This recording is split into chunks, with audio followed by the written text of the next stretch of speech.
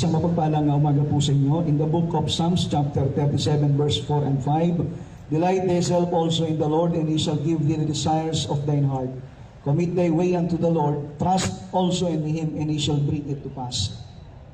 Tayo po'y manalangin sa ating pong Panginoon. O Diyos na dakila at makapangyarihan sa lahat, kami po ay nagpupuri at nagpapasalamat ngayong araw pong ito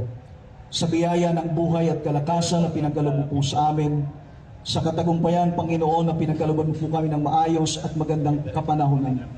Sa sandaling ito, kami po'y nagpapakumbabang dumudulog, lumalapit sa iyo, na mayroon pong pagpupuri at pagpapasalamat sapagkat hindi po nagiging matagumpay ang anumang bagay na aming pong mga plano kung hindi mo po ito, Diyos, kinakasihan at hindi mo po pinagtatagumpay. Kung kaya sa umaga pong ito,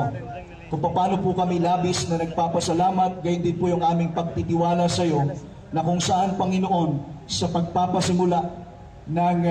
gawain po, O Diyos, ngayong araw na ito ng aming pong founding anniversary, 105th founding anniversary and 21st Bantayog Festival, aming pong inialay sa iyo, O Diyos, ang patuloy mo pong pagpapalat biyaya sa lalawigan ng Camarines Norte, na kung saan manatili ang kagalakan, kapayapaan at kaayusan sa bawat isa,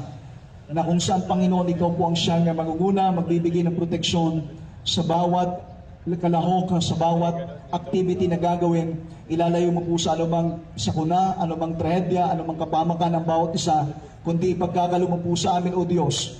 ang kagalakan sa aming pong puso, ang pagkakaisa, Panginoon, ang pagbubuklod, upang nang sa ganon, sa lahat ng aming gagawin, ikaw po, Diyos, ang mapapurihan. Maraming salamat po, Diyos, sa mga leader na iyong pong itinlaga dito sa lalawigan ng Camarines Norte, na kung saan sila po'y naglilingkod, Panginoon, na merong kausayan, kaayusan para sa kaunlaran ng lalawigan. Patuloy pong pagpalain Governor Dong Padilla kasama ang kanyang pamilya, Vice Governor Joseph Ascucha kasama po ang kanyang pamilya, gayon din po ang sangguniang panlalawigan members, and sa lahat po, Panginoon, ng mga kawani, sa lahat ng department heads, sa lahat po ng mga officials na nandito po ngayon na nakikisa, sa mga uniform personnel, hinihiling ko po, Panginoon, pagkaisahin mo kami sa layunin tungo sa higit pang kaayusan ng aktibidades, ng gawain sa pasimula ng araw na ito hanggang sa pagtatapos. Muli, Panginoon, sa iyo po namin tinatalaga ang gawain, sa iyo po namin pinagkakatiwala lahat ng bagay at ng lahat ng kapurihan, lahat ng pasasalamat